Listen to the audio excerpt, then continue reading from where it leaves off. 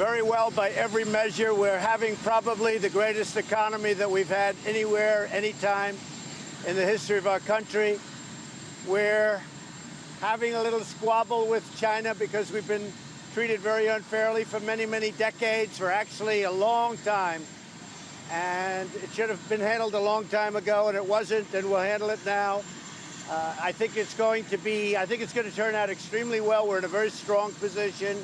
We are the piggy bank that everybody likes to take advantage of or take from, and we can't let that happen anymore. We've been losing for many years anywhere from $300 billion to $500 billion a year with China and trade with China. We can't let that happen. The relationship I have with President Xi is extraordinary. It's really very good, but he's for China and I'm for the USA, and it's very simple. We are, again, in a very, very strong position. They want to make a deal.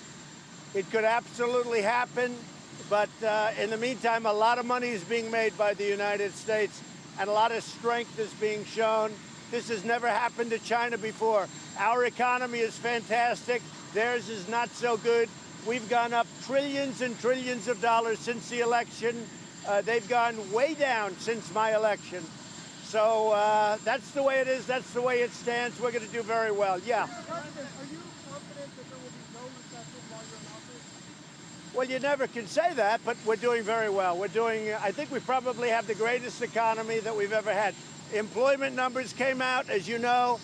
They're record levels in almost every category. African American, the best in history. You take a look. Hispanic American, the best in history. Yesterday, Asian American numbers came in. They are the lowest in history, the history of our country. Women, I think it's 61 years, and soon that'll be historic too.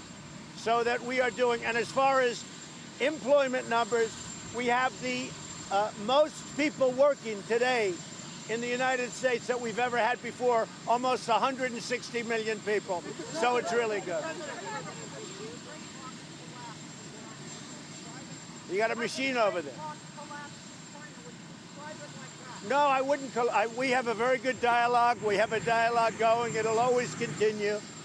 But we made a deal with China. It was a deal that was a very good deal. It had to be a good deal, otherwise we're not making it. Because we've been down so low in trade, and other presidents should have done this a long time ago. We can't just make a good deal. And I told that to President Xi. But we had a deal that was very close, and then they broke it. They really did. I mean, more than renegotiate, they really broke it. So we can't have that happen.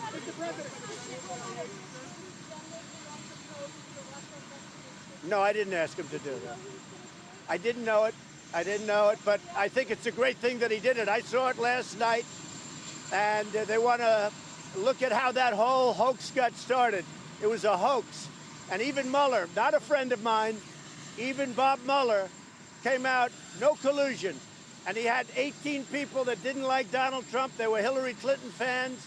They contributed, many of them, to Hillary Clinton. They came out.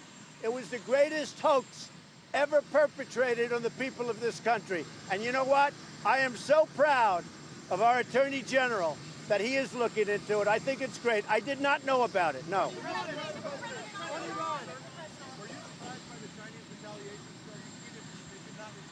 No, I wasn't surprised, but you have to understand, they do 600 billion, meaning we buy 600 billion, they buy 100 billion. We have all the advantage. It's a very small factor for us. And we have a much bigger economy now. You know, since my election, we've gone up so much. We have a much bigger economy than China. But if you take a look, 600 million versus 100 million, it's a different world.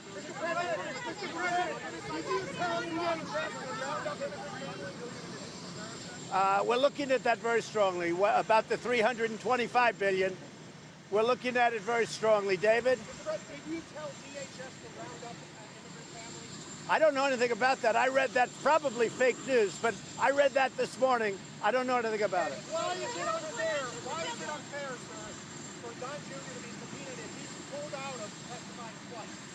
Well, you know, it's really a tough situation because my son spent, I guess, over 20 hours testifying about something that Mueller said was 100% okay.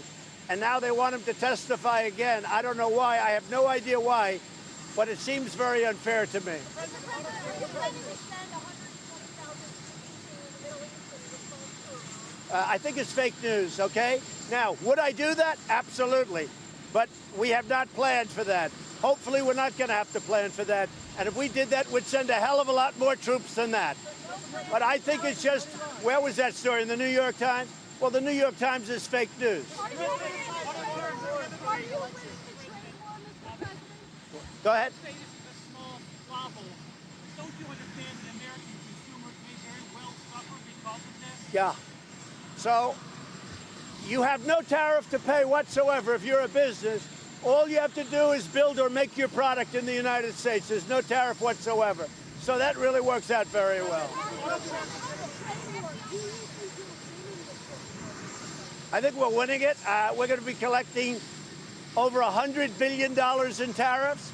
Our people, if they want, they could buy from someplace else other than China, or they can really, the ideal is make their product in the USA. That's what I really want. Yeah, we're winning it. You know what? You want to know something? You want to know something? We always win. We always win. How are you, Emerald? What's up? Do you still have confidence in Christopher Wray after he said he wouldn't exactly call it? Well, I didn't understand his answer because I thought the Attorney General answered it perfectly. So I certainly didn't understand that answer. I thought it was a ridiculous answer. Thank you.